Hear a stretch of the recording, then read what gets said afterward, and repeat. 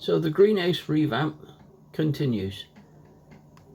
This morning, after filling myself up with some painkillers, went off and sieved out some compost and started filling up the greenhouse again. Everything's from the summer's gone now, so it's down to experimentation time now. Plant in a few bits and pieces and see what happens. So very short video just to show you where we are, and I'll continue tomorrow or maybe even Monday and try and get it filled right up. Anyway, enjoy. Rubbishy old garlic.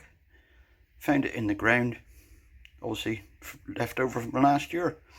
It was in a dry patch, so it didn't get any moisture, didn't want to regrow. So I just split off 10 of the biggest cloves, bunged them in here, and we'll see what happens.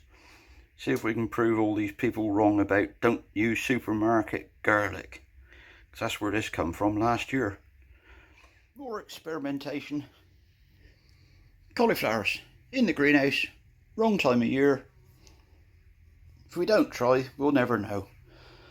So I've only just put in 4 little plantings. Winter Ellesmere.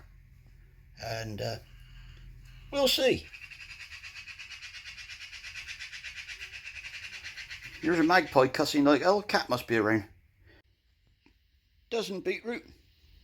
Di Chioggia. One of my favourite. Only need a little space. 4 inches apart.